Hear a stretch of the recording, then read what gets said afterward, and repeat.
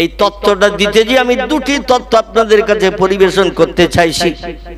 একজনের কথা বললাম, বর্তমানে ইনি বাংলাদেশের ঢাকা রাজধানী শহরের বাইতুল মোকাররম নামক মসজিদের পাশে কবরস্থ হয়ে রয়েছেন। বর্ধমান জেলার চুরুলিয়ায় জন্ম। ভারত বাংলাদেশ ডিভাইডেড হওয়ার পরে এই লোকটি বাংলাদেশে যে বাকি জিন্দেগি কাল কাটিয়েছিলেন। মরণের আগে তিনি কবিতায় লিখেছিলেন, মসজিদের ওই পাশে আমার কবর দিও ভাই, মরণের পরে মুয়াজ্জিনের আযান শুনতে পাই। মদিনা শর্মা পেজে लाइक कमेंट नबी सारी दुनिया का है वो दुलारा नबी।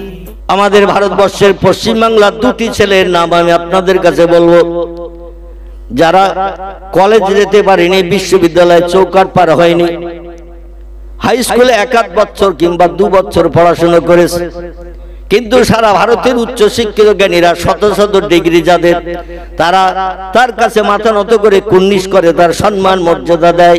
জোরে বলুন আমিন। একটি ছেলের নাম বলি, ছেলেটির বাড়ি ছিল এই পশ্চিম বাংলার বর্ধমান জেলা বলে একটি জেলা আছে, নাম জানেন?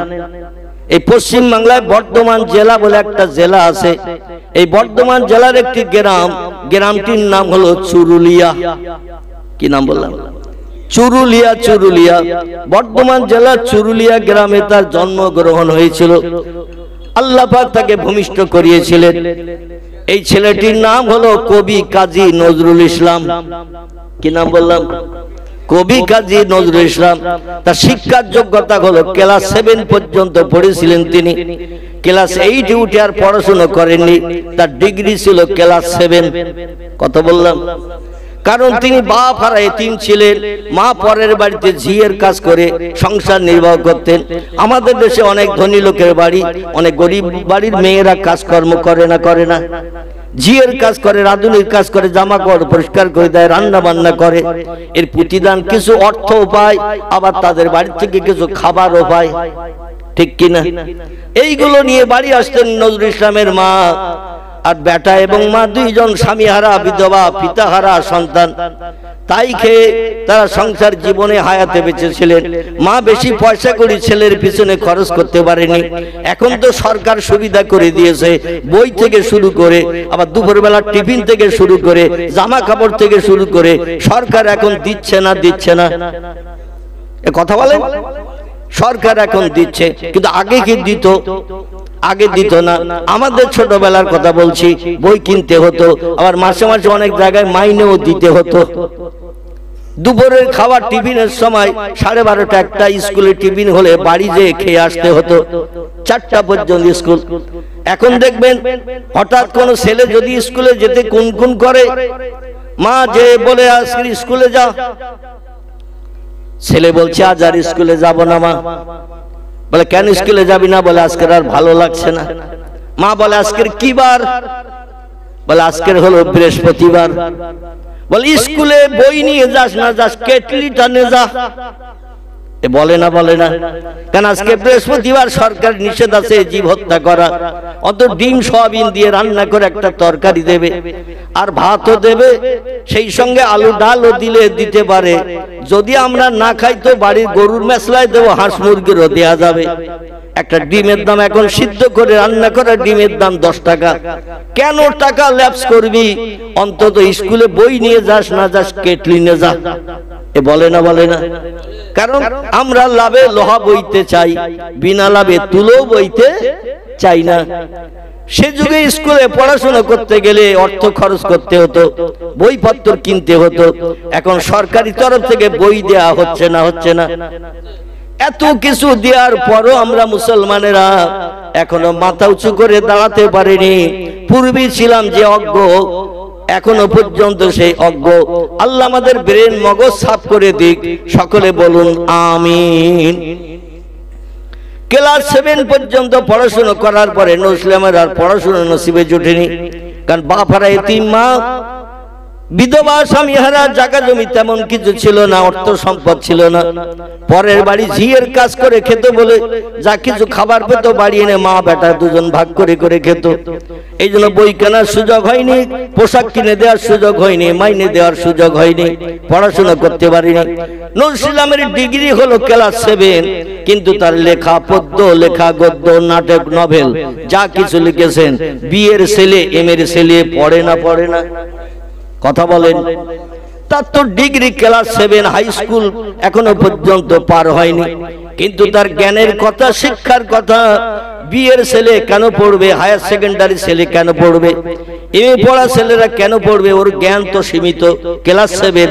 আমি কেন এমএ পড়া ছেলে বিয়ে অনার্স নিয়ে পাস করেছি, আমি কেন পড়বো? আসলে এই জন্য পড়ে নজরুল ইসলামের শিক্ষা কম ছিল, কিন্তু তার মগজে মাল ছিল অনেক বেশি। কথাটা ঠিক না ভুল? তার মগজে জ্ঞান ছিল, আল্লাহ জ্ঞান দিয়েছিলেন অনেক বেশি। এমন এমন তথ্যগুলো তিনি পুস্তকের পৃষ্ঠা লিপিবদ্ধ করেছেন।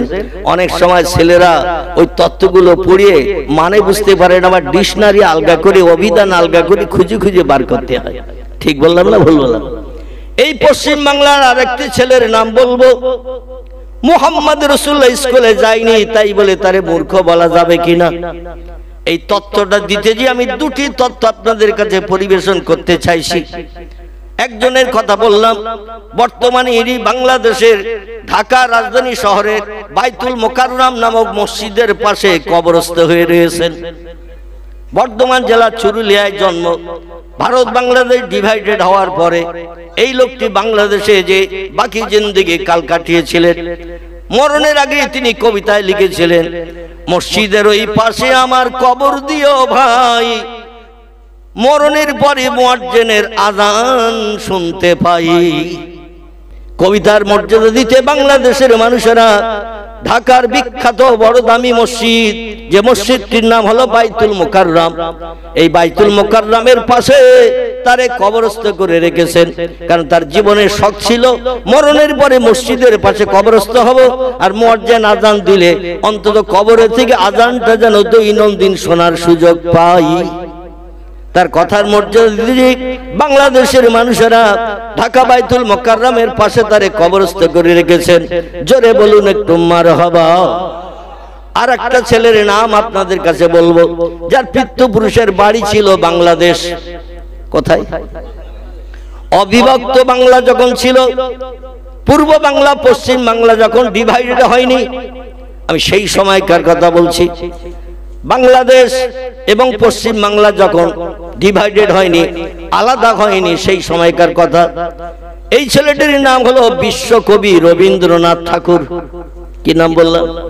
বিশ্বকবি রবীন্দ্রনাথ ঠাকুর।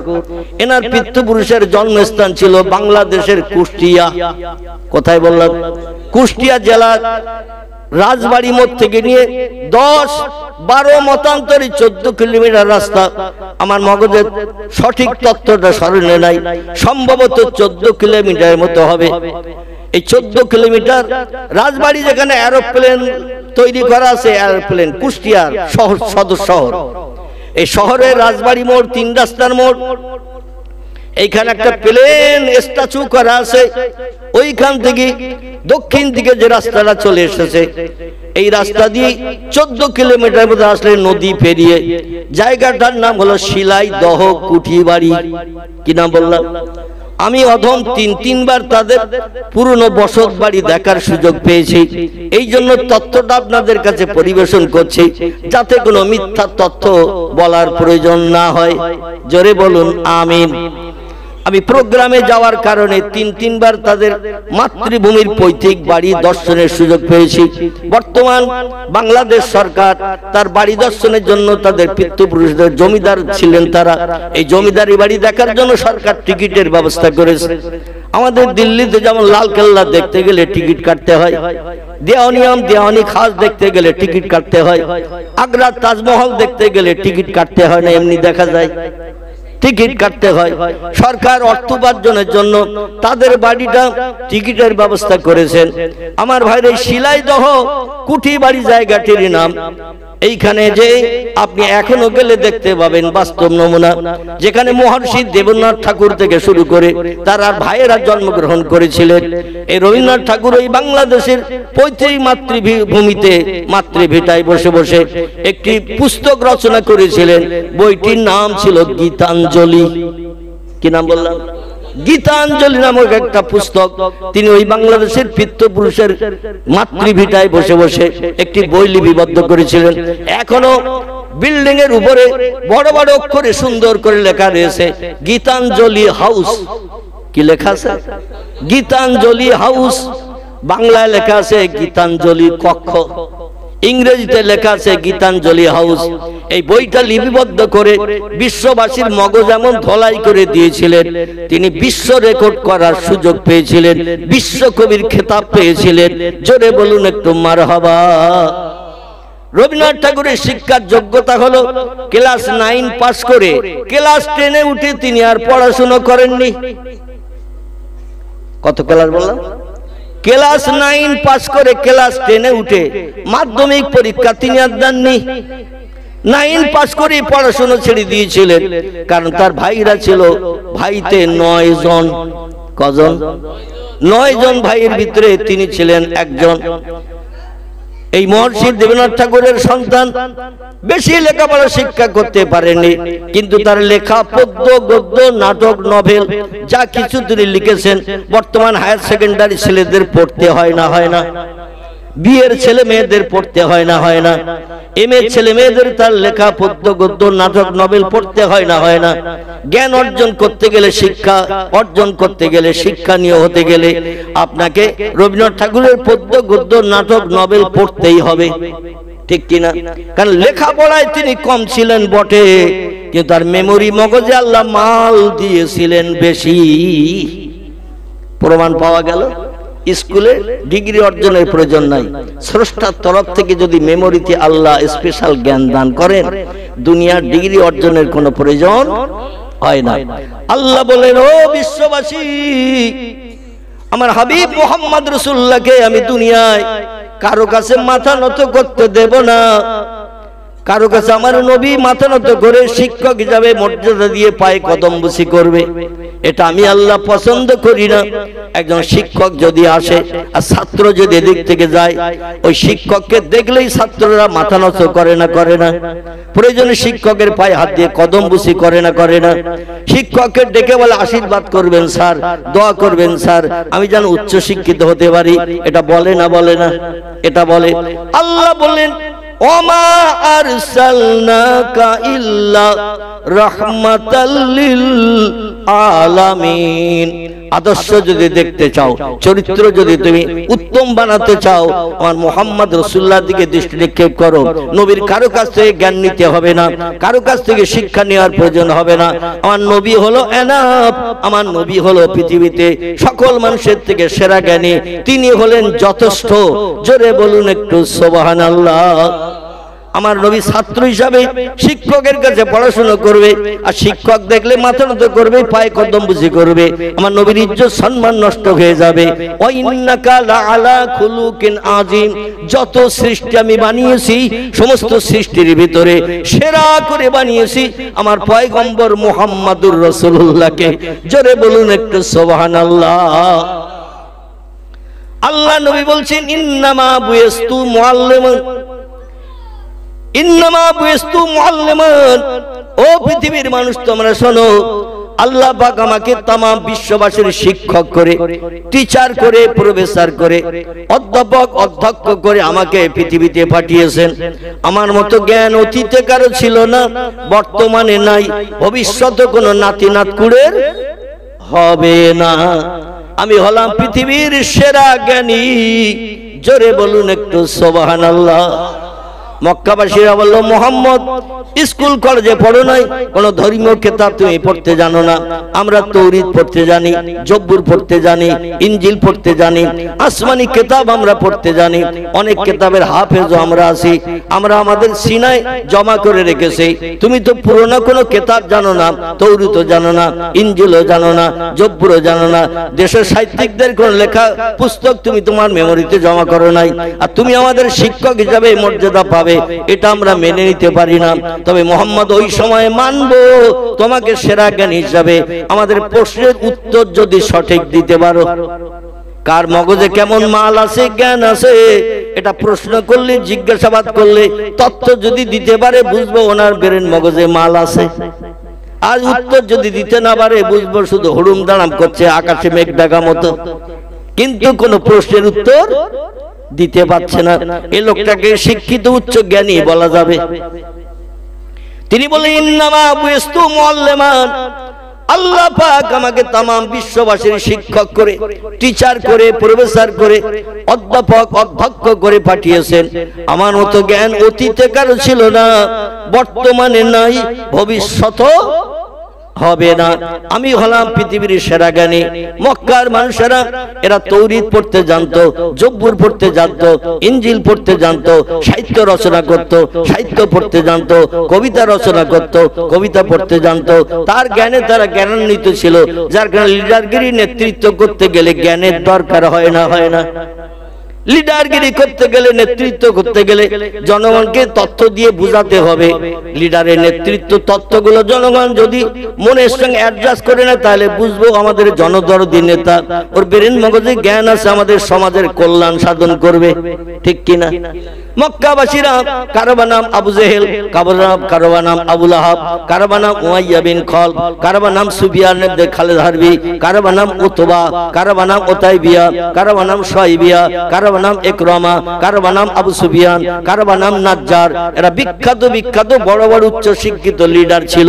তারা বলল, মোহাম্মদ আমরা তো জানি মায়ের পেট থেকে পৃথিবীতে জন্মগ্রহণ করেছিলে, যখন বাপ আর এতিম ছিলে, তুমি বাপকে চামড়ার চোখে দেখতে পারো নাই। 4 বছর মতান্তরে 6 বছর তাইফের দেশে হালিমার ঘরে লালিত পালিত হলে, সেখান থেকে বাড়ি আসলে যে বছর, সে বছর আবার মারে হারিয়ে চির এতিম বনে গেলে, বাপও নাই মাও নাই, লেখাপড়া শিক্ষার দায়িত্ব তোমার কেউ নিতে পারে নাই। যে চাচার ঘরে লালিত পালিত হয়েছে, ওই চাচা ভাইদের ভিতরে ছিল সব থেকে গরিব। যে চাচার ঘরে বাপ মা মারা যাওয়ার কারণে, দাদা মারা যাওয়ার কারণে, যে চাচার ঘরে তুমি 8 বছর 6 মাস 16 দিন বয়সে যে চাচার ঘরে লালিত পালিত হওয়ার সুযোগ পেয়েছিলেন, সেখান থেকে নিয়ে 50 বছর বয়স পর্যন্ত, কত বললাম? 8 বছর 6 মাস 16 দিন থেকে 50 বছর বয়স পর্যন্ত পয়গম্বর একজন চাচার ঘরে লালিত পালিত হয়ে মানুষ হয়েছিলেন। এই চাচাটির নাম হলো আবু তালিব। কি নাম বললাম? আবু তালিব। এই আবু তালেবের ছেলে ছিল 3টি। কটি? আবু তালেবের ছেলে ছিল 3টি। একটির নাম আলী, একটির নাম জাফর, আমার ভাইরা, এবং একটির নাম হলো আকিল। এই 3টি ছেলে ছিল আবু তালেবের। 3টি ছেলেই কলেমা পড়ে মুসলমান হয়ে ঈমান এনে জান্নাত হালাল বানিয়েছে। আর পয়গম্বর মুহাম্মদ রাসূলুল্লাহকে 8.5 বছর বয়স থেকে নিয়ে 50 বছর বয়স পর্যন্ত লালন পালন করা সত্ত্বেও আবু তালেবের নসিবে কলেমা জোটেনি। আল্লাহ কোরআনের 3য় পারায় তথ্য দিয়েছেন, মাইয়াহদিহিল্লাহু ফালা মুদিল্লা লাহু ওয়া মাইয়ুদলিলহু ফালা হাদিয়া লাহু। চিল্লায়ে বলুন একটু আল্লাহু আকবার। আল্লাহ বলছেন, আমার হাবিব যত সুন্দর সুন্দর কথা মক্কাবাসীদের কাছে তুমি বলো, মক্কাবাসীদের কাছে ভালো ভালো উপদেশের কথা তুমি যতই বলো, ওরা কিন্তু কলেমাধারী ঈমানদার হবে না, আমার জান্নাত হালাল বানাতে পারবে না, আমি আল্লাহ যারে হেদায়েত না দেব।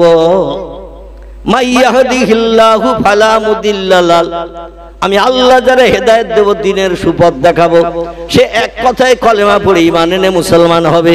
আর আমি আল্লাহ যারে গোমরা বানিয়ে রাখবো, হাজার হাজার ভালো ভালো উপদেশের কথা বললো, সে কলেমা পড়বে না, জাহান্নাম হারাম বানাতে পারবে না, জান্নাত হালাল বানাতে পারবে না, ও চির জনম জনম কোটি কোটি বছর জাহান্নামের অধিবাসী হবে।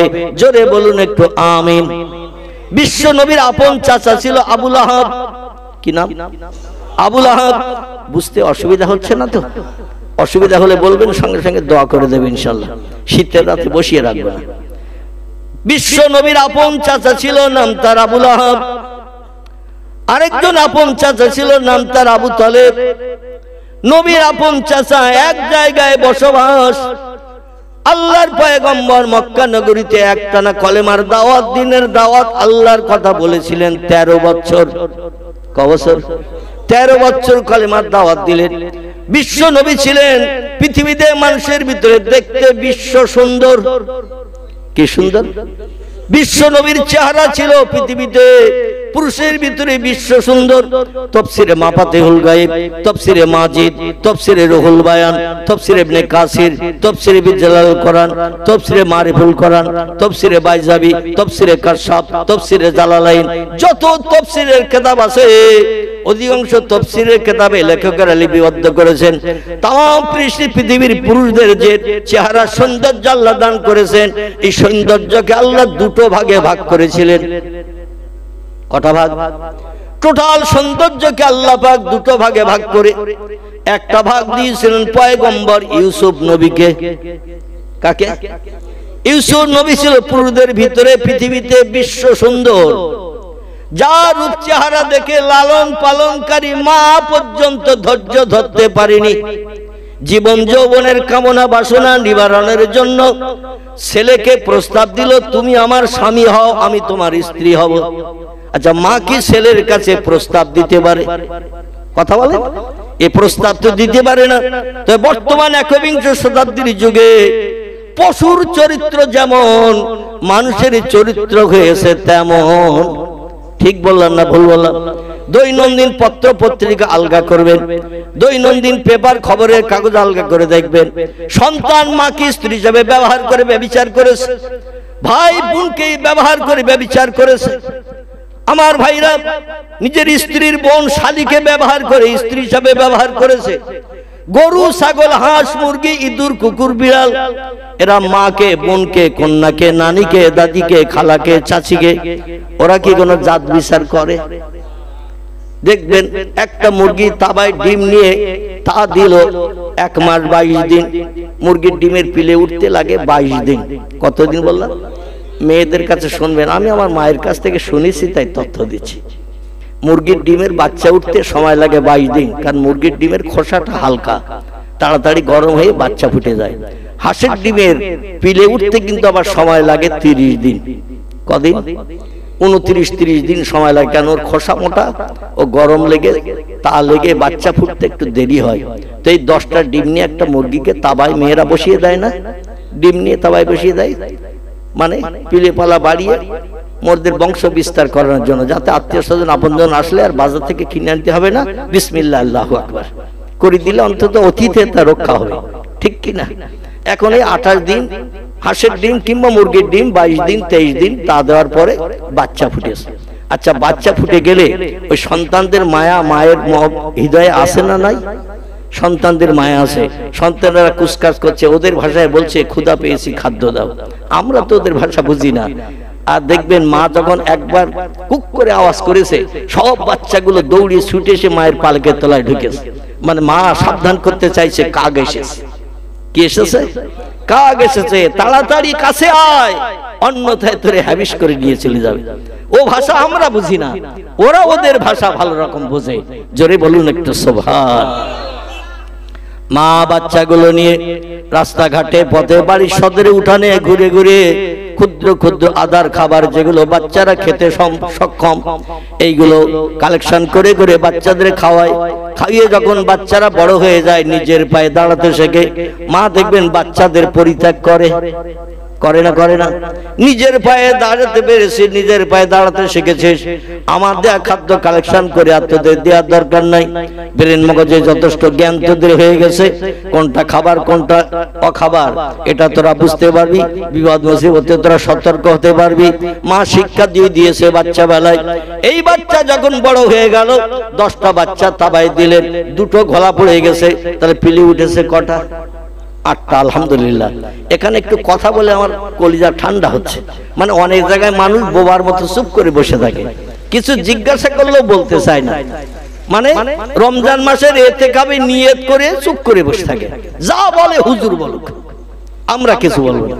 তো আপনাদের কাছে ওয়াজ করে আমার পরিতৃপ্তি হচ্ছে যে আপনারা একটু কথার উত্তর দিচ্ছেন। জোরে বলুন একটু আল্লাহু আকবার। 10টা ডিম তাবায় বসালেন, 2টো গলা পড়ে গেছে, মানে পালকের ভিতরে ঢোকেনি, যার কারণে বাচ্চা ফোটেনি। 8টা বাচ্চা হয়েছে। এই 8টা বাচ্চা নিয়ে মা ঘোরাফেরা করছেন। ঘোরাফেরা করে যখন বড় হয়ে গেল, দেখবেন 3টে মোরগ 5টা মুরগি, কিংবা 5টা মোরগ 3টে মুরগি, এরকম হয় না? হয় না? কিংবা 4টে মোরগ 4টে মুরগি হয়েছে। আচ্ছা, এই মোরগগুলো যখন বড় হয়ে গেল, সাবালক হয়ে গেল, ওর মায়ের সঙ্গে ওই মোরগ ব্যভিচার করে না? করে না? কথা বলেন। মা কি স্ত্রী হিসাবে ব্যবহার করে? যে বোনের সঙ্গে 5 মাস 6 মাস একসঙ্গে ঘুরে বেড়ালো, ও বোনকে স্ত্রী হিসাবে ব্যবহার করে জীবন যৌবনের ক্ষুধা নিবৃত্তি করে। পাড়া প্রতিবেশী যত মুরগি আছে তারা ওর স্ত্রী। নানি, দাদি, খালা, ফুবু, চাচি, ওদের কোনো জাত বিচার নাই। মানুষের ভিতরে বর্তমান সৃষ্টির সেরা হয়ে আল্লাহ সেরা জ্ঞান মানুষকে দেয়া সত্ত্বেও মানুষ আজ পশুর থেকে নিকৃষ্ট হয়ে গেছে। জ্ঞানের আর মর্যাদা দেয় না। আল্লাহ তাই কোরআনে তত্ত্বকট করে বলছেন, উলাইকা কাল আনআম বালহুম আদল ওয়া উলাইকা হুমুল গাফিলুন। চিল্লায়ে বলুন একটা আল্লাহু আকবার। আল্লাহ বলেন, ব্রেন মগজে জ্ঞান দিয়েছি, কোনটা ন্যায় কোনটা অন্যায়, কোনটা ভালো কোনটা মন্দ, কোনটা সত্য কোনটা মিথ্যা, তোমাদের যাচাই করার জন্য তোমাদের মগজে স্পেশাল জ্ঞান দিয়েছি, যে জ্ঞান কোন সৃষ্টির আমি দিই নাই। কিন্তু জ্ঞান পাওয়া সত্ত্বেও যদি তোমরা জ্ঞানের মর্যাদা না দাও, উলাইকা কাল আনাম, তাহলে তোমরা হবে চতুষ্পদ জন্তুর সমান। ইঁদুর, কুকুর, বিড়াল, চতুষ্পদ জন্তু যারা আছে, গরু, ছাগল, এরা চতুষ্পদ কিনা? ওরা যেমন মা কি স্ত্রী হিসাবে ব্যবহার করে, বোন কি স্ত্রী হিসাবে ব্যবহার করে, নানি, দাদি, খালা কারো ছাড়ে না। তোমরা যদি সেই রকম চরিত্র নষ্ট করে পশুর মতো আদর্শ নাও, তোমরা হলে চতুষ্পদ জন্তুর সমান। আল্লাহ বলছেন, বালহুম আদল, বরং চতুষ্পদ জন্তুর থেকেও তোমরা নিকৃষ্ট।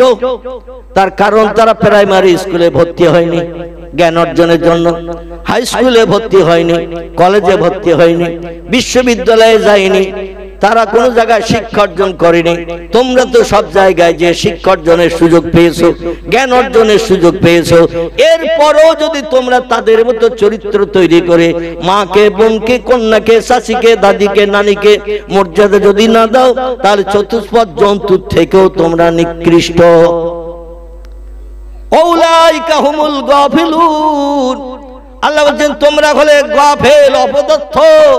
সৃষ্টির শ্রেষ্ঠ জীব হিসাবে তোমাদের 1 পয়সার দাম আমি আল্লাহ আমার কাছে নাই। এই জন্য আল্লাহ কোরআনে তত্ত্ব দিয়েছেন, চরিত্র সংরক্ষণ করবে। আমি যা কিছু বানিয়েছি সব জোড়া জোড়া করে বানিয়েছি। কথাটা ঠিক না ভুল? জান্নাতের সঙ্গে জাহান্নামের জোড়া করেছেন আল্লাহ, চন্দ্রের সঙ্গে সূর্যের জোড়া করেছেন আল্লাহ, রাতের সঙ্গে দিনের জোড়া করেছেন আল্লাহ, এমন করে জমিনের সঙ্গে সাগরের জোড়া করেছেন আল্লাহ। আল্লাহ আবার বললেন, ও খালাকনাকুম আজওয়াজা, আমি দুনিয়ার সংসার জীবনে সুখভোগের জন্য, জীবন যৌবনের ক্ষুধা নিবৃত্তির জন্য আমি মানুষকে জোড়া করে পৃথিবীতে পাঠিয়েছি। একটা পুরুষের জীবন যৌবনের ক্ষুধা কোনদিন নিবৃত্তি হতো না। সংসার জীবনে যত অর্থ সম্পদ, ভালো মন্দ খাবার থাক, দুনিয়ায় সুখী জীবন গঠন করতে পারত না একটা নারী যদি তার পাশে এসে না দাঁড়াতো। কথাটা ঠিক কিনা? আর একটা নারীর জীবনের 1 পয়সা মূল্য থাকতো না একটা পুরুষ যদি তার পাশে এসে না দাঁড়াতো। একে অপরের জীবন যৌবনের ক্ষুধা নিবৃত্তির জন্য আমি আল্লাহ মানুষকে জোড়া করে পাঠিয়েছি। পৃথিবীর যত সৃষ্টি প্রেম ভালোবাসা তৈরি করে, জীবন যৌবনের ক্ষুধা নিবৃত্তি করে, বংশ বিস্তার করে, তোমাদেরও তেমন বংশ বিস্তারের সুযোগ দিয়ে দিয়েছি। নারী পুরুষ মেলামেশা করবে, নারীর গর্ভে সন্তান আসবে, তো পশুর মতো আদর্শ নিয়ে নয়। হুন্না লিবাসুল লাকুম ওয়া আনতুম লিবাসুল লাহুন্না। নারীর গায়ের পোশাক করেছি পুরুষকে, পুরুষের গায়ের পোশাক করেছি নারীকে। পোশাক ছাড়া রাস্তায় যেমন চলতে পারি না, পোশাক ছাড়া উলঙ্গ হয়ে কেউ কি আকবরের দোকানের সামনে যেতে পারবে? পারবে? যদি বলা হয় 200 টাকা দেব, যাবে কেউ দিনের বেলা? বলে আমার গুপ্তাঙ্গ সব তো দেখে নেবে লোক, 200 টাকার প্রয়োজন নাই। উচ্চ শিক্ষিত জ্ঞানী মানুষ যদি হয় 500 1000 দিলেও যাবে। যাবে না। আল্লাহ বলেন একটা পোশাক যদি তারে পরিয়ে দেয়া হয়, যেথায় বলবে সেথায় যেতে উদ্যত হবে। আমাদের ভারতবর্ষের পশ্চিমবাংলার দুটি ছেলের নাম আমি আপনাদের কাছে বলবো, যারা কলেজ যেতে পারেনি, বিশ্ববিদ্যালয়ে চৌকাঠ পার হয়নি, হাই স্কুলে 1-8 বছর কিংবা 2 বছর পড়াশোনা করেছে, কিন্তু সারা ভারতের উচ্চ শিক্ষিত জ্ঞানীরা শত শত ডিগ্রি যাদের, তারা তার কাছে মাথা নত করে কুর্নিশ করে, তার সম্মান মর্যাদা দেয়। জোরে বলুন আমিন। একটি ছেলের নাম বলি, ছেলেটির বাড়ি ছিল এই পশ্চিমবাংলার বর্ধমান জেলা বলে একটি জেলা আছে, নাম জানেন? এই পশ্চিম বাংলায় বর্ধমান জেলা বলে একটা জেলা আছে। এই বর্ধমান জেলার একটি গ্রাম, গ্রামটির নাম হলো চুরুলিয়া। কি নাম বললাম? চুরুলিয়া। চুরুলিয়া, বর্ধমান জেলার চুরুলিয়া গ্রামে তার জন্মগ্রহণ হয়েছিল। আল্লাহ পাক তাকে ভূমিষ্ঠ করিয়েছিলেন। এই ছেলেটির নাম হলো কবি কাজী নজরুল ইসলাম। কি নাম বললাম? কবি কাজী নজরুল ইসলাম। তার শিক্ষার যোগ্যতা হলো ক্লাস 7 পর্যন্ত পড়েছিলেন তিনি। ক্লাস 8 উঠে আর পড়াশোনা করেননি, তার ডিগ্রি ছিল ক্লাস 7। কত বললাম? কারণ তিনি বাপ হারা এতিম ছিলেন, মা পরের বাড়িতে ঝিয়ের কাজ করে সংসার নির্বাহ করতেন। আমাদের দেশে অনেক ধনী লোকের বাড়ি, অনেক গরিব বাড়ির মেয়েরা কাজকর্ম করে না, ঝিয়ের কাজ করে, রাঁধুনির কাজ করে, জামা কাপড় পরিষ্কার করে দেয়, রান্না বান্না করে। এর প্রতিদান কিছু অর্থও পায়, আবার তাদের বাড়ি থেকে কিছু খাবারও পায়, ঠিক কিনা? এইগুলো নিয়ে বাড়ি আসতেন নজরুল ইসলামের মা আর বেটা এবং মা, দুইজন স্বামীহারা বিধবা, পিতাহারা সন্তান। তাই খেয়ে তারা সংসার জীবনে হায়াতে বেঁচেছিলেন। মা বেশি পয়সা করি ছেলের পিছনে খরচ করতে পারেনি। এখন তো সরকার সুবিধা করে দিয়েছে, বই থেকে শুরু করে, আবার দুপুরবেলা টিফিন থেকে শুরু করে, জামা কাপড় থেকে শুরু করে সরকার এখন দিচ্ছে না। এ কথা বলেন? সরকার এখন দিচ্ছে, কিন্তু আগে কি দিত? আগে দিত না। আমাদের ছোটবেলার কথা বলছি, বই কিনতে হতো, আবার মাসে মাসে অনেক জায়গায় মাইনেও দিতে হতো। দুপুরের খাবার টিফিনের সময় 12:30 একটা স্কুলে টিফিন হলে বাড়ি যেয়ে খেয়ে আসতে হতো, 4টা পর্যন্ত স্কুল। এখন দেখবেন হঠাৎ কোন ছেলে যদি স্কুলে যেতে কুনকুন করে, মা যে বলে আজকে স্কুলে যা, ছেলে বলছে আজ আর স্কুলে যাব না মা। বলে কেন স্কুলে যাবি না? বলে আজকের আর ভালো লাগছে না। মা বলে আজকের কি বার? বলে আজকের হলো বৃহস্পতিবার। বলে স্কুলে বই নিয়ে যাস না, যাস কেটলিটা নিয়ে যা। বলে না কেন? আজকে বৃহস্পতিবার, সরকার নিষেধ আছে জীব হত্যা করা। অত ডিম সয়াবিন দিয়ে রান্না করে একটা তরকারি দেবে, আর ভাতও দেবে, সেই সঙ্গে আলু ডালও দিতে পারে।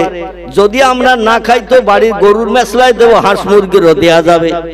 একটা ডিমের দাম এখন সিদ্ধ করে রান্না করা ডিমের দাম 10 টাকা। কেন টাকা ল্যাপস করবি? অন্তত স্কুলে বই নিয়ে যাস না, যাস কেটলি নিয়ে যা। বলে না। কারণ আমরা লাভে লোহা বইতে চাই, বিনা লাভে তুলো বইতে চাই না। সে যুগে স্কুলে পড়াশোনা করতে গেলে অর্থ খরচ করতে হতো, বইপত্র কিনতে হতো। এখন সরকারি তরফ থেকে বই দেয়া হচ্ছে না। এত কিছু দেওয়ার পরও আমরা মুসলমানেরা এখনো মাথা উঁচু করে দাঁড়াতে পারিনি। পূর্বে ছিলাম যে অজ্ঞ, এখনো পর্যন্ত সেই অজ্ঞ। আল্লাহ আমাদের ব্রেন মগজ সাফ করে দিক, সকলে বলুন আমিন। ক্লাস 7 পর্যন্ত পড়াশোনা করার পরে নজরুলের আর পড়াশোনা নসিবে জুটেনি, কারণ বাপারা এতিম, মা বিধবা, স্বামীহারা, জায়গা জমি তেমন কিছু ছিল না, অর্থ সম্পদ ছিল না। পরের বাড়ি ঝিয়ের কাজ করে খেত বলে যা কিছু খাবার পেত বাড়ি এনে মা বেটা দুজন ভাগ করে খেত। এই জন্য বই কেনার সুযোগ হয়নি, পোশাক কিনে দেওয়ার সুযোগ হয়নি, মাইনে দেওয়ার সুযোগ হয়নি, পড়াশোনা করতে পারিনি। নজরুল ইসলামের ডিগ্রি হলো ক্লাস 7, কিন্তু তার লেখা পদ্য, লেখা গদ্য, নাটক, নভেল যা কিছু লিখেছেন, বিয়ের ছেলে এমের ছেলে পড়ে না। কথা বলেন? তার তো ডিগ্রি ক্লাস 7, হাই স্কুল এখনো পর্যন্ত পার হয়নি, কিন্তু তার জ্ঞানের কথা, শিক্ষার কথা, বিয়ের ছেলে কেন পড়বে, হায়ার সেকেন্ডারি ছেলে কেন পড়বে, এমএ পড়া ছেলেরা কেন পড়বে? ওর জ্ঞান তো সীমিত, ক্লাস 7। আমি কেন এমএ পড়া ছেলে বিএ অনার্স নিয়ে পাস করেছি, আমি কেন পড়বো? আসলে এই জন্য পড়ে নজরুল ইসলামের শিক্ষা কম ছিল, কিন্তু তার মগজে মাল ছিল অনেক বেশি। কথাটা ঠিক না ভুল? তার মগজে জ্ঞান ছিল, আল্লাহ জ্ঞান দিয়েছিলেন অনেক বেশি। এমন এমন তথ্যগুলো তিনি পুস্তকের পৃষ্ঠা লিপিবদ্ধ করেছেন। অনেক সময় ছেলেরা ওই তথ্যগুলো পড়িয়ে মানে বুঝতে পারে না, আবার ডিকশনারি আলগা করে, অভিধান আলগা করে খুঁজে খুঁজে বার করতে হয়। ঠিক বললাম না ভুল বললাম? এই পশ্চিম বাংলার আরেকটি ছেলের নাম বলবো। মুহাম্মদ রাসূলুল্লাহ স্কুলে যায়নি, তাই বলে তারে মূর্খ বলা যাবে কিনা? এই তথ্যটা দিতে যে আমি দুটি তথ্য আপনাদের কাছে পরিবেশন করতে চাইছি। একজনের কথা বললাম, বর্তমানে ইনি বাংলাদেশের ঢাকা রাজধানী শহরের বাইতুল মোকাররম নামক মসজিদের পাশে কবরস্থ হয়ে রয়েছেন। বর্ধমান জেলার চুরুলিয়ায় জন্ম। ভারত বাংলাদেশ ডিভাইডেড হওয়ার পরে এই লোকটি বাংলাদেশে যে বাকি জিন্দেগি কাল কাটিয়েছিলেন। মরণের আগে তিনি কবিতায় লিখেছিলেন, মসজিদের ওই পাশে আমার কবর দিও ভাই, মরণের পরে মুয়াজ্জিনের আযান শুনতে পাই। কবিতার মর্যাদা দিতে বাংলাদেশের মানুষেরা ঢাকার বিখ্যাত বড় দামি মসজিদ, যে মসজিদটির নাম হলো বাইতুল মোকাররম, এই বাইতুল মোকাররমের পাশে তারে কবরস্থ করে রেখেছেন। কারণ তার জীবনের শখ ছিল মরণের পরে মসজিদের পাশে কবরস্থ হব, আর মুয়াজ্জিন আযান দিলে অন্তত কবরে থেকে আযানটা যেন দৈনন্দিন শোনার সুযোগ পাই। তার কথার মর্যাদা দিয়ে বাংলাদেশের মানুষেরা ঢাকা বাইতুল মোকাররমের পাশে তারে কবরস্থ করে রেখেছেন। জোরে বলুন একটু মারহাবা। আর একটা ছেলের নাম আপনাদের কাছে বলবো, যার পিতৃপুরুষের বাড়ি ছিল বাংলাদেশ। কোথায়? অবিভক্ত বাংলা যখন ছিল, পূর্ব বাংলা পশ্চিম বাংলা যখন ডিভাইডেড হয়নি, আমি সেই সময়কার কথা বলছি। বাংলাদেশ এবং পশ্চিম বাংলা যখন ডিভাইডেড হয়নি, আলাদা হয়নি, সেই সময়কার কথা। এই ছেলেটির নাম হলো বিশ্বকবি রবীন্দ্রনাথ ঠাকুর। কি নাম বললাম? বিশ্বকবি রবীন্দ্রনাথ ঠাকুর। এনার পিতৃপুরুষের জন্মস্থান ছিল বাংলাদেশের কুষ্টিয়া। কোথায় বললাম? কুষ্টিয়া জেলার রাজবাড়ি মোড় থেকে নিয়ে 10-12 মতান্তরে 14 কিলোমিটার রাস্তা। আমার মগজের সঠিক তথ্যটা স্মরণে নাই, সম্ভবত 14 কিলোমিটারের মতো হবে। এই 14 কিলোমিটার রাজবাড়ি, যেখানে এরোপ্লেন তৈরি করা আছে, এরোপ্লেন কুষ্টিয়ার শহর, সদর শহর। এই শহরের রাজবাড়ি মোড় 3 রাস্তার মোড়। এইখানে একটা প্লেন স্ট্যাচু করা আছে। ওইখান থেকে দক্ষিণ দিকে যে রাস্তাটা চলে এসেছে, এই রাস্তা দিয়ে 14 কিলোমিটার মধ্যে আসলে নদী পেরিয়ে জায়গাটার নাম হলো শিলাইদহ কুঠিবাড়ি। কি নাম বললাম? আমি অধম 3-3বার তাদের পুরনো বসত বাড়ি দেখার সুযোগ পেয়েছি। এই জন্য তথ্যটা আপনাদের কাছে পরিবেশন করছি, যাতে কোনো মিথ্যা তথ্য বলার প্রয়োজন না হয়। জোরে বলুন আমিন। আমি প্রোগ্রামে যাওয়ার কারণে 3-3বার তাদের মাতৃভূমির পৈতৃক বাড়ি দর্শনের সুযোগ পেয়েছি। বর্তমান বাংলাদেশ সরকার তার বাড়ি দর্শনের জন্য তাদের পিতৃপুরুষদের জমিদার ছিলেন তারা, এই জমিদারি বাড়ি দেখার জন্য সরকার টিকিটের ব্যবস্থা করেছে। আমাদের দিল্লিতে যেমন লালকেল্লা দেখতে গেলে টিকিট কাটতে হয়, দেওয়ানি খাস দেখতে গেলে টিকিট কাটতে হয়, আগ্রার তাজমহল দেখতে গেলে টিকিট কাটতে হয় না, এমনি দেখা যায়, টিকিট কাটতে হয়। সরকার অর্থ উপার্জনের জন্য তাদের বাড়িটা টিকিটের ব্যবস্থা করেছেন। আমার ভাইরে শিলাইদহ কুঠিবাড়ি জায়গাটির নাম।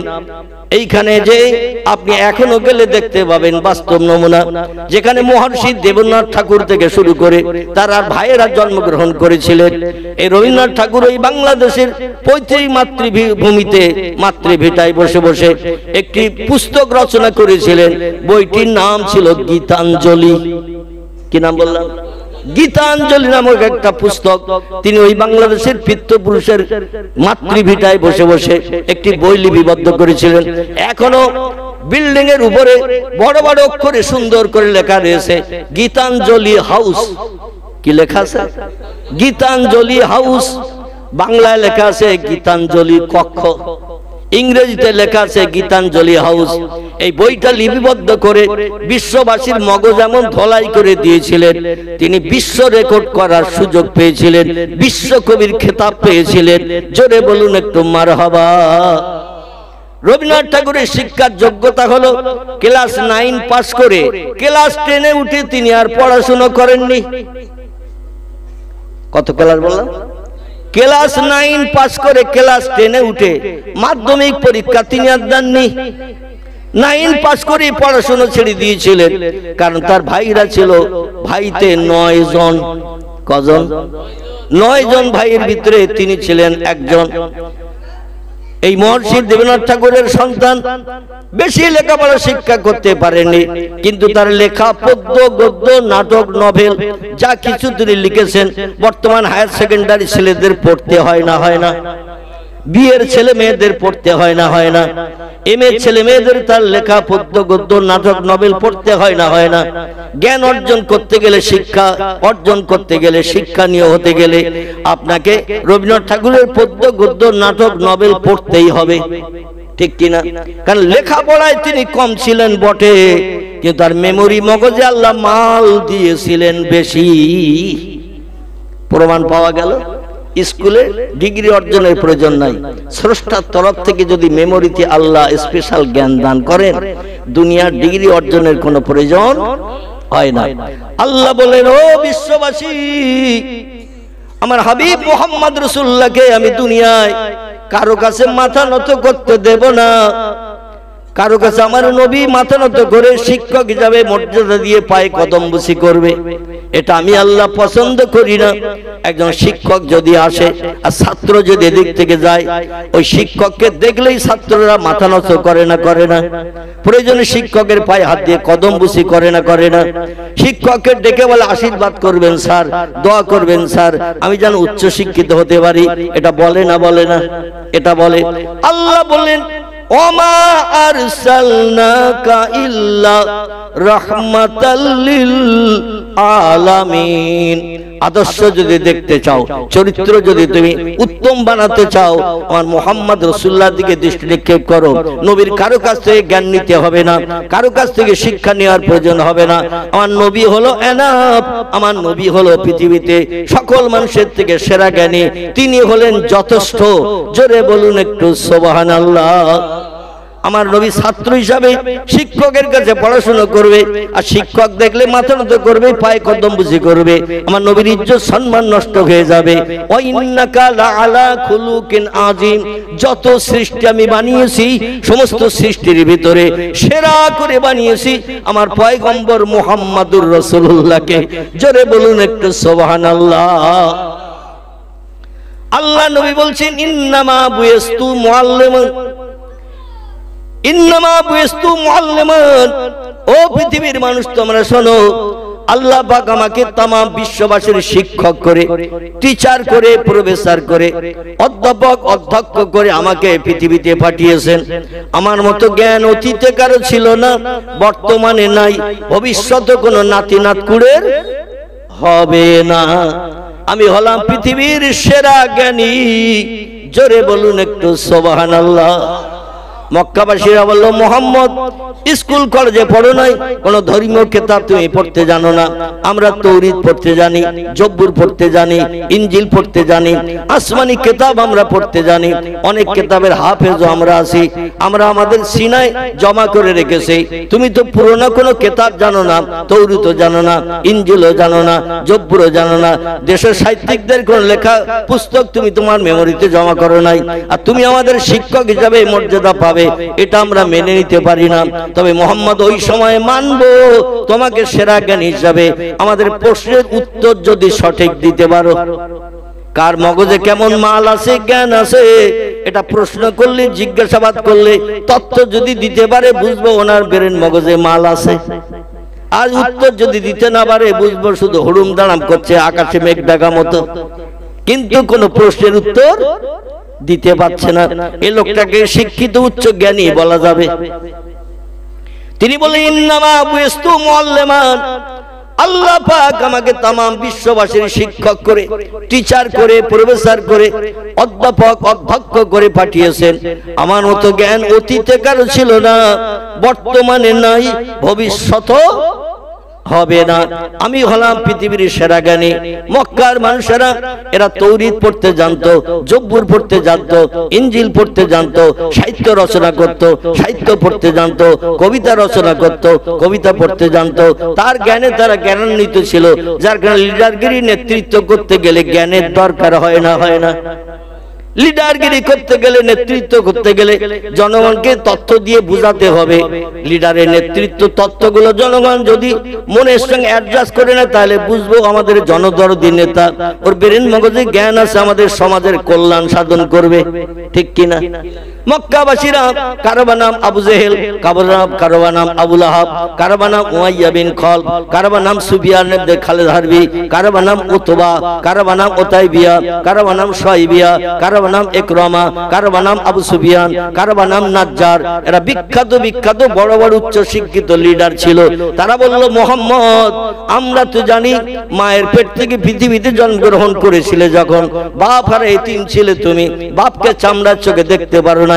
4 বছর মতান্তরে 6 বছর তাইফের দেশে হালিমার ঘরে লালিত পালিত হলে, সেখান থেকে বাড়ি আসলে যে বছর, সে বছর আবার মারে হারিয়ে চির এতিম বনে গেলে, বাপও নাই, মাও নাই, লেখাপড়া শিক্ষার দায়িত্ব তোমার কেউ নিতে পারে নাই। যে চাচার ঘরে লালিত পালিত হয়েছে, ওই চাচা ভাইদের ভিতরে ছিল সব থেকে গরিব।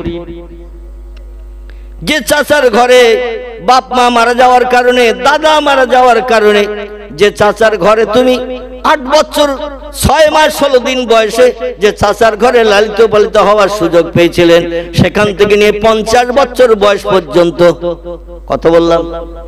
8 বছর 6 মাস 16 দিন থেকে 50 বছর বয়স পর্যন্ত পয়গম্বর একজন চাচার ঘরে লালিত পালিত হয়ে মানুষ হয়েছিলেন। এই চাচাটির নাম হলো আবু তালিব। কি নাম বললাম? আবু তালিব। এই আবু তালেবের ছেলে ছিল 3টি। কটি? আবু তালেবের ছেলে ছিল 3টি। একটির নাম আলী, একটির নাম জাফর, আমার ভাইরা, এবং একটির নাম হলো আকিল। এই 3টি ছেলে ছিল আবু তালেবের। 3টি ছেলেই কলেমা পড়ে মুসলমান হয়ে ঈমান এনে জান্নাত হালাল বানিয়েছে।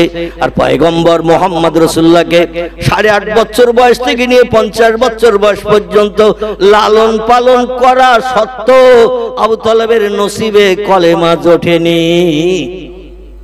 আল্লাহ কোরআনের 3য় পারায় তথ্য দিয়েছেন, মাইয়াহদিহিল্লাহু ফালা মুদিল্লা লাহু ওয়া মাইয়ুদলিলহু ফালা হাদিয়া লাহু। চিল্লায়ে বলুন একটু আল্লাহু আকবার। আল্লাহ বলছেন, আমার হাবিব, যত সুন্দর সুন্দর কথা মক্কাবাসীদের কাছে তুমি বলো, মক্কাবাসীদের কাছে ভালো ভালো উপদেশের কথা তুমি যতই বলো, ওরা কিন্তু কলেমাধারী ঈমানদার হবে না, আমার জান্নাত হালাল বানাতে পারবে না, আমি আল্লাহ যারে হেদায়েত না দেব। মাইয়াহদিহিল্লাহু ফালা মুদিল্লা লাহু, আমি আল্লাহ যারে হেদায়েত দেব, দ্বীনের সুপথ দেখাবো, সে এক কথায় কলেমা পড়ে ঈমান এনে মুসলমান হবে। আর আমি আল্লাহ যারে গোমরা বানিয়ে রাখবো, হাজার হাজার ভালো ভালো উপদেশের কথা বললো, সে কলেমা পড়বে না, জাহান্নাম হারাম বানাতে পারবে না, জান্নাত হালাল বানাতে পারবে না, ও চির জনম জনম কোটি কোটি বছর জাহান্নামের অধিবাসী হবে। জোরে বলুন একটু আমিন। বিশ্ব নবীর আপন চাচা ছিল আবু লাহাব। কি নাম? আবু লাহাব। বুঝতে অসুবিধা হচ্ছে না তো? অসুবিধা হলে বলবেন, সঙ্গে সঙ্গে দোয়া করে দেবেন ইনশাআল্লাহ। শীতের রাতে বসিয়ে রাখবেন। বিশ্ব নবীর আপন চাচা ছিল, নাম তার আবু লাহাব। আরেকজন আপন চাচা ছিল, নাম তার আবু তালেব। নবীর আপন চাচা এক জায়গায় বসবাস। আল্লাহর পয়গম্বর মক্কা নগরীতে একটানা কলেমার দাওয়াত, দ্বীনের দাওয়াত, আল্লাহর কথা বলেছিলেন 13 বছর। ক বছর? 13 বছর কলেমার দাওয়াত দিলেন। বিশ্ব নবী ছিলেন পৃথিবীতে মানুষের ভিতরে দেখতে বিশ্ব সুন্দর। কি সুন্দর! বিশ্ব নবীর চেহারা ছিল পৃথিবীতে পুরুষের ভিতরে বিশ্ব সুন্দর। তাফসীরে মাফাতিহুল গায়ব, তাফসীরে মাজিদ, তাফসীরে রুহুল বায়ান, তাফসীরে ইবনে কাসির, তাফসীরে বিজালাল কোরআন, তাফসীরে মারিফুল কোরআন, তাফসীরে বাইজাবি, তাফসীরে কাশফ, তাফসীরে জালালাইন, যত তাফসীরের কিতাব আছে অধিকাংশ তাফসীরের কিতাবে লেখকেরা লিপিবদ্ধ করেছেন তাম পৃথিবীর পুরুষদের যে চেহারা সৌন্দর্য আল্লাহ দান করেছেন, এই সৌন্দর্যকে আল্লাহ দুটো ভাগে ভাগ করেছিলেন। কটা ভাগ? টোটাল সৌন্দর্যকে আল্লাহ পাক দুটো ভাগে ভাগ করে একটা ভাগ দিয়েছিলেন পয়গম্বর ইউসুফ নবীকে। কাকে? ইউসুফ নবী ছিল পুরুষদের ভিতরে পৃথিবীতে বিশ্ব সুন্দর, যার রূপ চেহারা দেখে লালন পালনকারী মা পর্যন্ত ধৈর্য ধরতে পারেনি। জীবন যৌবনের কামনা বাসনা নিবারণের জন্য ছেলেকে প্রস্তাব দিল, তুমি আমার স্বামী হও, আমি তোমার স্ত্রী হব।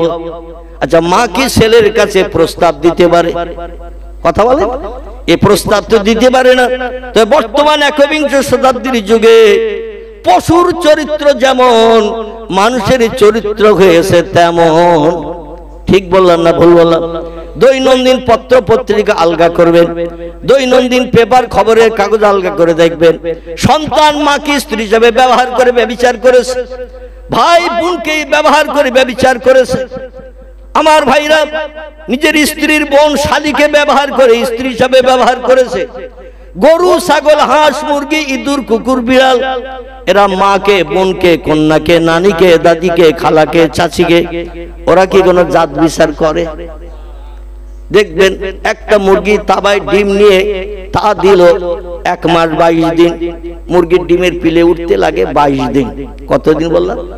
মেয়েদের কাছে শুনবেন, আমি আমার মায়ের কাছ থেকে শুনেছি তাই তথ্য দিচ্ছি। মুরগির ডিমের বাচ্চা উঠতে সময় লাগে 22 দিন, কারণ মুরগির ডিমের খোসাটা হালকা, তাড়াতাড়ি গরম হয়ে বাচ্চা ফুটে যায়। হাঁসের ডিমের পিলে উঠতে কিন্তু আবার সময় লাগে 30 দিন। কদিন? 29-30 দিন সময় লাগে, কেন ওর খোসা মোটা ও গরম লেগে তা লেগে বাচ্চা ফুটতে একটু দেরি হয়। তো এই 10টা ডিম নিয়ে একটা মুরগিকে তাবায় মেয়েরা বসিয়ে দেয় না, ডিম নিয়ে তাবায় বসিয়ে দেয়, মানে পিলে পালা বাড়িয়ে মোরদের বংশ বিস্তার করার জন্য, যাতে আত্মীয় স্বজন আপনজন আসলে আর বাজার থেকে কিনে আনতে হবে না, বিসমিল্লাহ আল্লাহু আকবার করে দিলে অন্তত অতীতে তা রক্ষা হবে। ঠিক কিনা? এখন এই 28 দিন হাঁসের ডিম কিংবা মুরগির ডিম 22 দিন 23 দিন তা দেওয়ার পরে বাচ্চা ফুটেছে। আচ্ছা, বাচ্চা ফুটে গেলে ওই সন্তানদের মায়া মায়ের হৃদয়ে আসে না? নাই? সন্তানদের মায়া আছে, সন্তানেরা কুসকাস করছে, ওদের ভাষায় বলছে ক্ষুধা পেয়েছি খাদ্য দাও। আমরা তো ওদের ভাষা বুঝি না।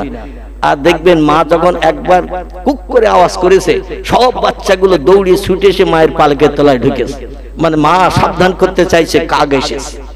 কি এসেছে? কাক এসেছে, তাড়াতাড়ি কাছে আয়, অন্যথায় তোরে হাবিস করে নিয়ে চলে যাবে। ও ভাষা আমরা বুঝি না, ওরা ওদের ভাষা ভালো রকম বোঝে। জোরে বলুন একটু সুবহান। মা বাচ্চাগুলো নিয়ে রাস্তাঘাটে পথে বাড়ির সদরে উঠানে ঘুরে ঘুরে ক্ষুদ্র ক্ষুদ্র আদার খাবার যেগুলো বাচ্চারা খেতে সক্ষম এইগুলো কালেকশন করে করে বাচ্চাদের খাওয়ায়। খাইয়ে যখন বাচ্চারা বড় হয়ে যায়, নিজের পায়ে দাঁড়াতে শেখে, মা দেখবেন বাচ্চাদের পরিত্যাগ করে, করে না? করে না? নিজের পায়ে দাঁড়াতে পেরেছে, নিজের পায়ে দাঁড়াতে শিখেছে, আমার দেয়া খাদ্য কালেকশন করে আর তোদের দেওয়ার দরকার নাই। ব্রেন মগজে যথেষ্ট জ্ঞান তোদের হয়ে গেছে, কোনটা খাবার কোনটা অখাবার এটা তোরা বুঝতে পারবি, বিপদ মুসিবতে তোরা সতর্ক হতে পারবি।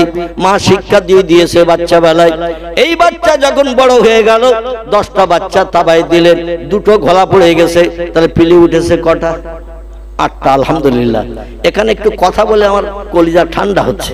মানে অনেক জায়গায় মানুষ বোবার মতো চুপ করে বসে থাকে, কিছু জিজ্ঞাসা করলেও বলতে চায় না। মানে রমজান মাসের ইতিকাফে নিয়ত করে চুপ করে বসে থাকে, যা বলে হুজুর বলুক, আমরা কিছু বলবো না। তো আপনাদের কাছে ওয়াজ করে আমার পরিতৃপ্তি হচ্ছে যে আপনারা একটু কথার উত্তর দিচ্ছেন। জোরে বলুন একটু আল্লাহু আকবার।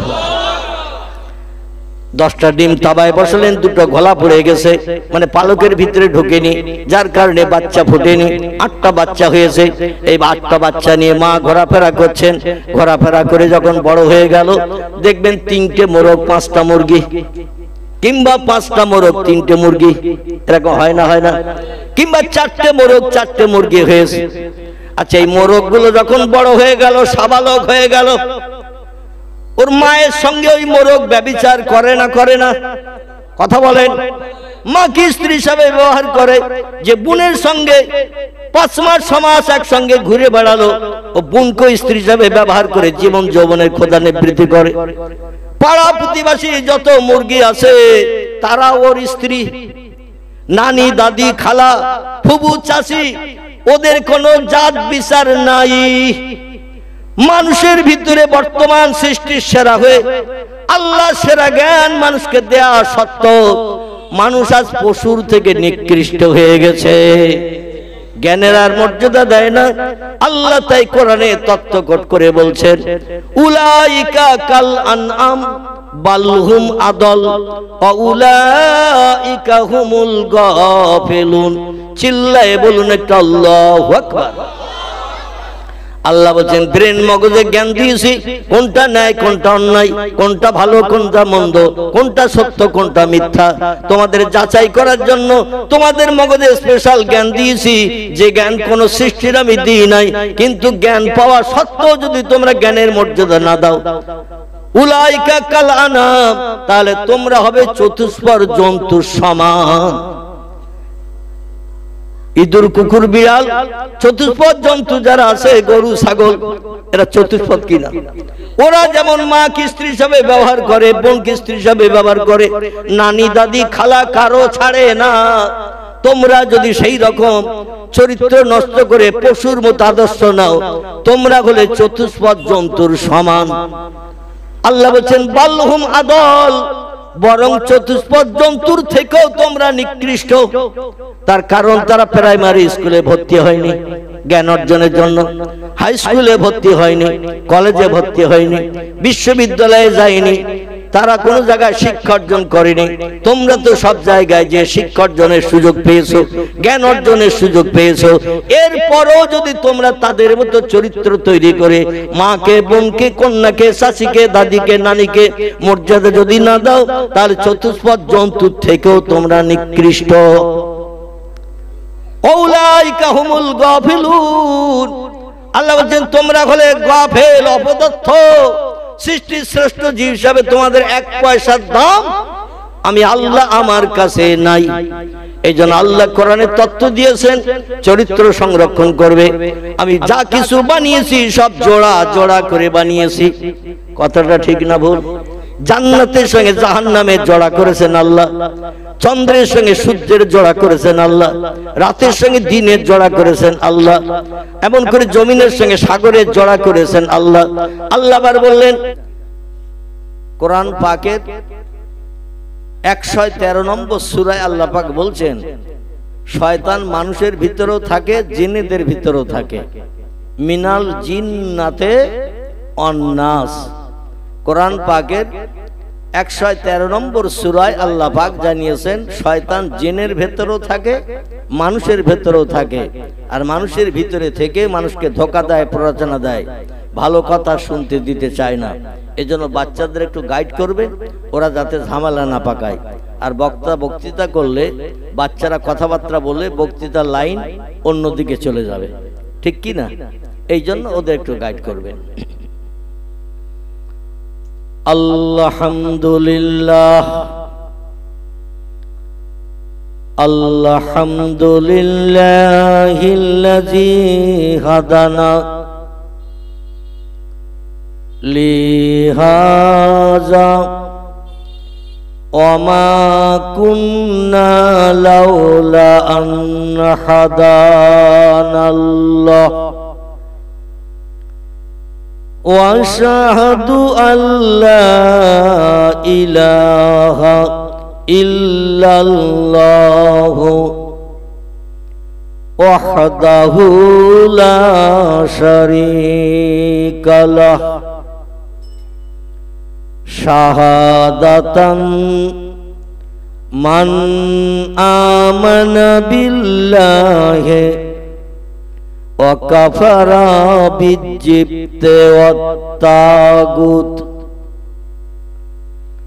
وأشهد أن سيدنا ونبينا وشفيعنا وحبيبنا وسندنا ومولانا محمدا صلى الله عليه وسلم عبده ورسوله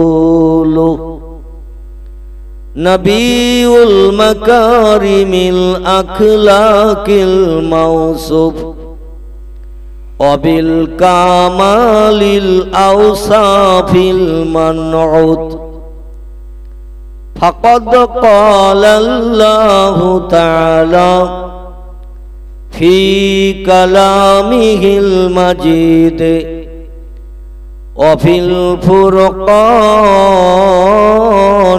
الحميد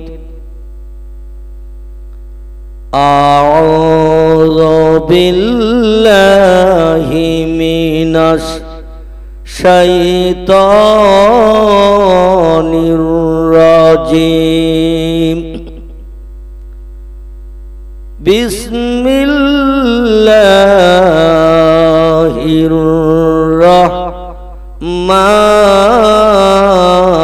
الرحيم إنه لقرآن كريم في كتاب مكنون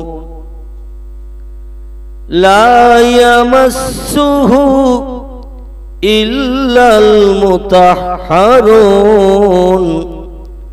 تنزيل من رب العالمين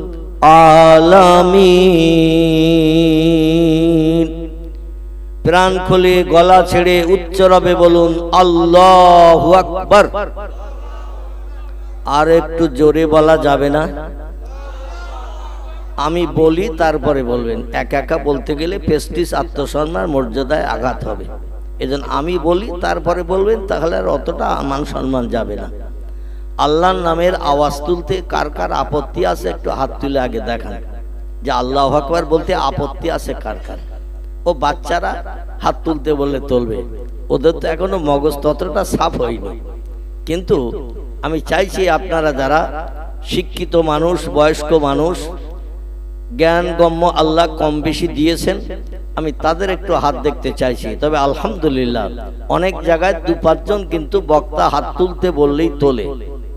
কারণ বক্তা কি জন্য তুলতে বলেছে অতটার যাচাই করে না, হাত তুলতে বলেছে যখন তোলে। এই জন্য আপনারা সচেতন, কারণ কি কারণে হুজুর হাত তুলতে বলছে এটা না শুনে হাত তোলাটা উচিত হবে না, ঠিক কি না? এই জন্য আমি বললাম যে আল্লাহর নামের আওয়াজ তুলতে আপত্তি আছে কার কার। তো দেখলাম আপনাদের কারো আপত্তি নাই। আচ্ছা, আপত্তি যখন নাই তাহলে গলাটা একটু ছেড়ে উচ্চরাবে আওয়াজ দিতে কি কোনো অসুবিধা আছে?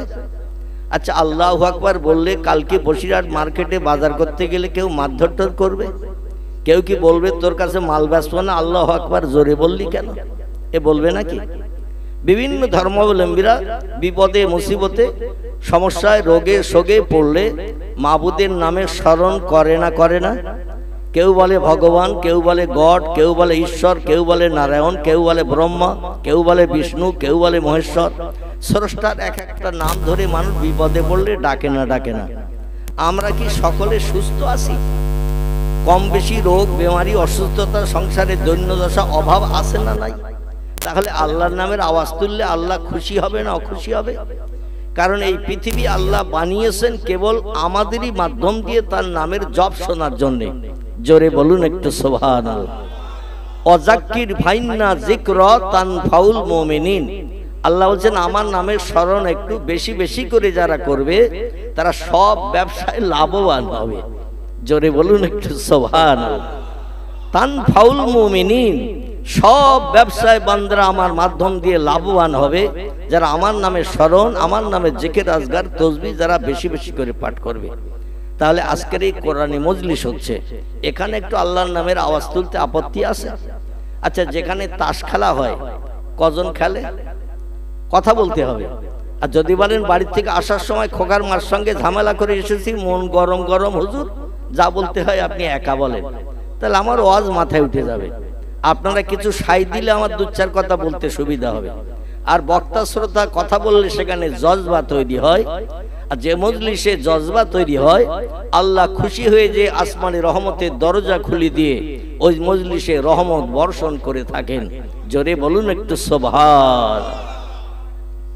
এই পৃথিবীতে যত সৃষ্টি আছে, ইঁদুর, কুকুর, বিড়াল, সাপ, বিচ্ছু, ব্যাঙ, মাছি, মশা, পিপিলিকা, কীট পতঙ্গ, জীব জন্তু পৃথিবীতে আছে না নাই?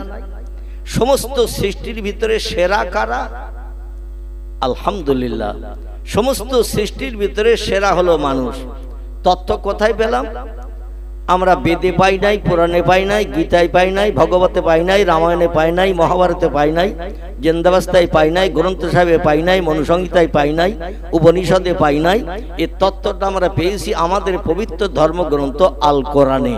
জোরে বলুন একটু সুবহান। এই তত্ত্বটা কোথায় পেয়েছি? আল কোরআনে পেয়েছি।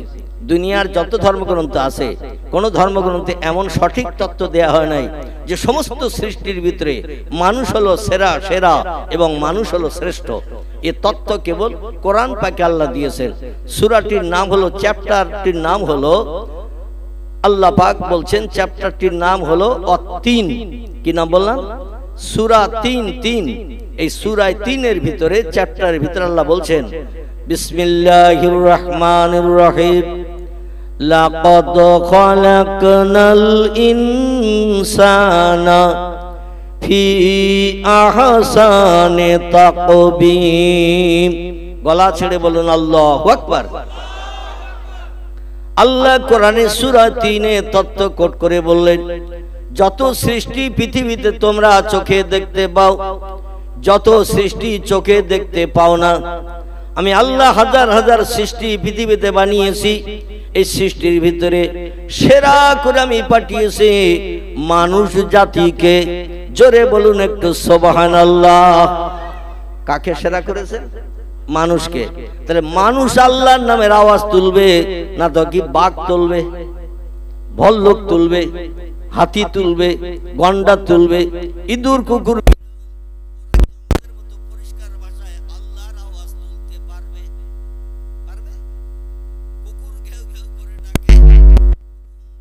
করে ডাকে, ছাগল প্যাঁ প্যাঁ করে ডাকে, বিড়াল ম্যাও ম্যাও করে ডাকে, ঠিক না ভুল? কিন্তু ওরা বিপদে মুসিবতে পড়লে ওদের ডাকে ওরা এমন ভাষা ব্যবহার করে। আর আমরা যখন বিপদে মুসিবতে পড়ি, আমরা সেই মহান মালিক, সমস্ত সৃষ্টিকে যিনি বানিয়েছেন, হুয়াল্লাযী খালাকা লাকুম মা ফিল আরদি জামিয়া। আল্লাহ বলেন যা কিছু সৃষ্টি চোখে দেখতে পাচ্ছ, যা কিছু সৃষ্টি চোখে দেখতে পাও না, সমস্ত সৃষ্টিকে আমি বানিয়েছি কেবল মানুষের উপকারের জন্যে। নারায়ে তাকবীর।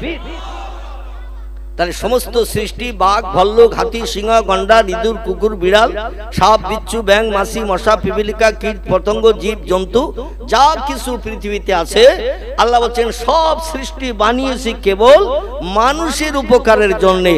মানুষ যাতে পৃথিবীতে সুখী জীবন গঠন করে বসবাস করতে পারে, মানুষ বিপদে মুসিবতে যাতে নিষ্কৃতি পেতে পারে, সাহায্য পেতে পারে, এই জন্য সব সৃষ্টি বানিয়েছি।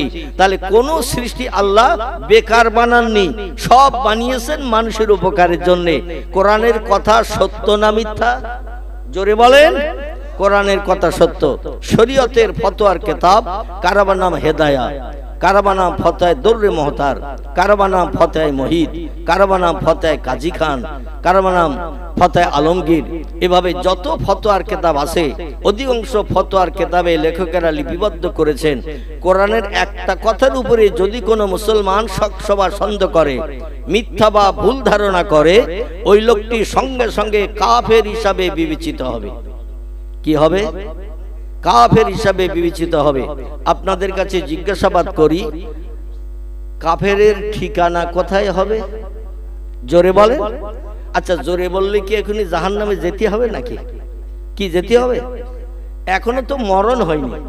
মরণ হবে, আত্মীয় স্বজন খবর পাবে, তারা আসবে, জানাজা নামাজ পাঠ করবে, তারপর দোয়ার মজলিস হবে, তারপরে কবরে দাফন হবে, কবরে যাওয়ার পরে অ্যাকশন শুরু হবে। এ ঠিক না ভুল? কোরআন হাদিসের কথা মোতাবেক কবরে না যাওয়া পর্যন্ত অ্যাকশন হবে না। অতএব এখনো মরণ হয়নি, তাহলে অ্যাকশন শুরু হওয়ার দেরি আছে না নাই? তাহলে একটু আওয়াজ জোরে দিতে অসুবিধা হচ্ছে কেন?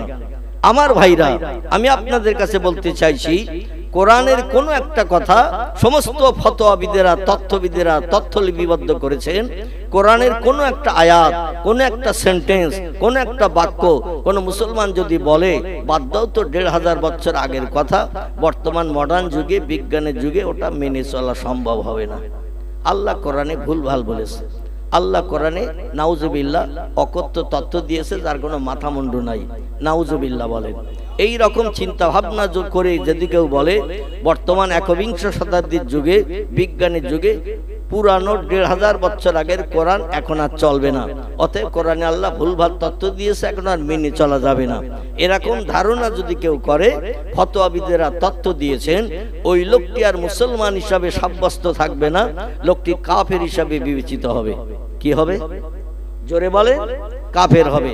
কাফেরের ঠিকানা কোথায় হবে? জোরে বলেন। আল্লাহ পাক কোরআনের সূরা বাকারায় তথ্য পরিবেশন করছেন, ইন্নাল্লাযীনা কাফারু ওয়া কাযযাবু বিআয়াতিনা উলাইকা আসহাবুন নারি হুম ফিহা খালিদুন। জোরে বলুন একটা আল্লাহু আকবার।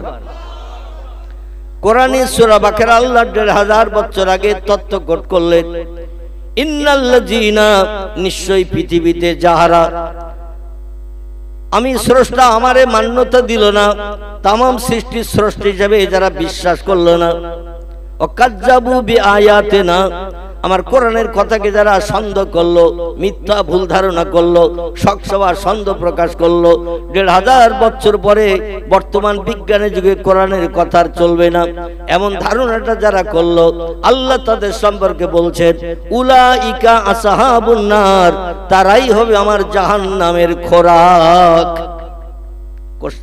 কোথাকার খোরাক হবে? তারা হবে আমার জাহান্নামের অধিবাসী। আল্লাহ বলেন উলাইকা আসহাবুন নার, তারা হবে জাহান্নামের অধিবাসী।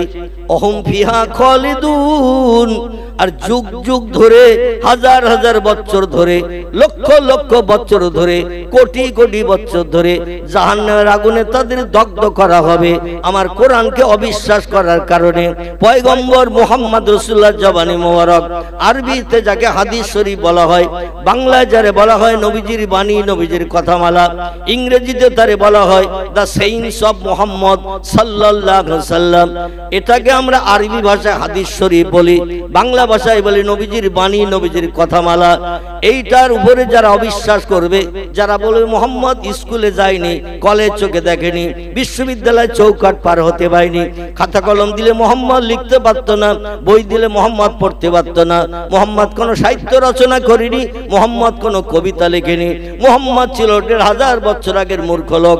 বর্তমান মডার্ন শিক্ষার যুগে আমরা এমএ পাস করেছি, এমএসসি পাস করেছি, এমকম পাস করেছি, বিএড করেছি, ল পাস করেছি, ব্যারিস্টার হয়েছে, উকিল হয়েছে, জজ হয়েছে, ডাক্তার হয়েছে, বিভিন্ন ডিগ্রি অর্জন করেছে। খাতার সাদা পৃষ্ঠার ডিগ্রি লিখতে যে ৪-৫ লাইন লিখতে হয় অনেকের ডিগ্রি। ঠিক বললাম না ভুল বললাম? অনেকের ডিগ্রি লিখতে লিখতে ৪-৫ লাইন লেগে যায়। যেমন আমাদের বাড়ির পাশের একজন মানুষ ছিল, নাম ছিল তার ডক্টর শহীদুল্লাহ সাহেব। কি নাম বললাম? নাম ছিল তার ডক্টর শহীদুল্লাহ সাহেব। খুব বেশি দূরে তার বাড়ি নয়, হাড়োয়া থানার পার্শ্ববর্তী গ্রামটির নাম হলো পিয়ারা গ্রাম। কি বললাম? পিয়ারা না, পিয়ারা তো নদীর ওপারে। এই গ্রামটির নাম হলো পিয়ারা। কি নাম? এই ফল খাই না পেয়ারা, এই পেয়ারা গ্রাম। এই গ্রামের কীর্তি সন্তান নাম ছিল তার ডক্টর শহীদুল্লাহ সাহেব। তিনি কম বেশি 18টি ভাষা এমএ পাস করে আমাদের ভারতবর্ষের জমিনে বিশ্ব রেকর্ড করেছিলেন। জোরে বলুন একটু সুবহানাল্লাহ। এই জন্য আমাদের বসিরহাট ইসামতি নদীর উপরে যখন ভ্যাসেল শুরু হলো বসিরহাট পৌরসভা থেকে, কোন ব্যক্তির নাম তার খোদাই করে লেখা হয়নি, তার নাম লেখা হয়নি ভাসেলের গায়ে। উচ্চ শিক্ষিত হবে বসিরহাট সাব ডিভিশনের ভিতরে যে লোকটি সম্মান মর্যাদা পেয়েছিলেন, তার নামটাই লেখা হয়েছিল ডক্টর শহীদুল্লাহ সাহেব। দেখেছেন, এই ডক্টর শহীদুল্লাহ সাহেবের নাম লেখা হয়েছিল। তিনি 18টা ভাষায় MA পাস করেছিলেন, বাংলা, ইংরাজি, উর্দু, ফার্সি, হিন্দি, পলি, গুজরাটি, মারাঠি, এইভাবে যত ভাষা আছে 18টা ভাষায় MA পাস করেছিলেন। এই ডিগ্রিগুলো লিখতে গেলে 2-4 লাইন লাগবে না? লাগবে না?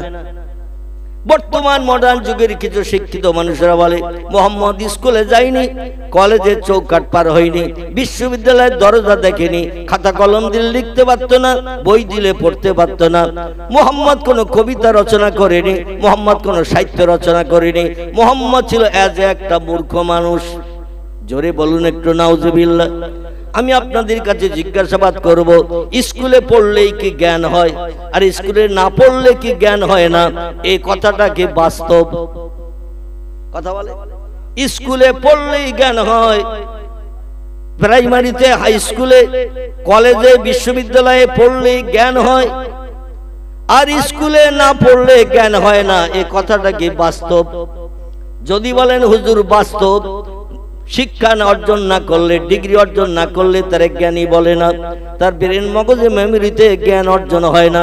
তাহলে আমি দুটি তত্ত্ব আপনাদের কাছে দিয়ে আমার মূল বক্তৃতার দিকে নিয়ে যাব, কারণ লম্বা আলোচনা করব না।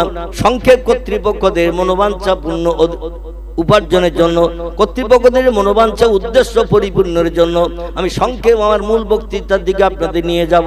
তবে একটু ট্রাক্টর দিয়ে চাষ দিয়ে নিয়ে নিচ্ছি, যাতে ঘাস বাগানে দানা ছড়ালে চারা হবে।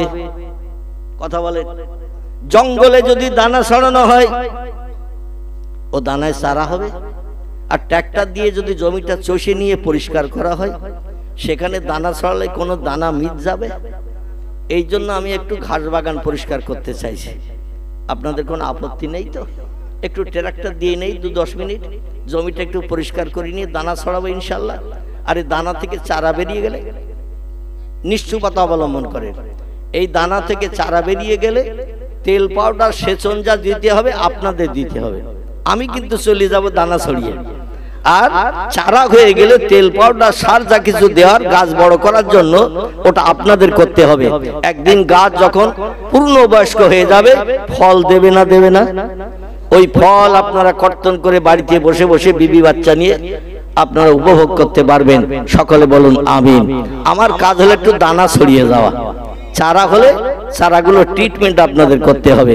এই জন্য একটু ঘাস বাগান পরিষ্কার চিন্তা ভাবনা নিয়েছি 2-5 মিনিটের জন্য।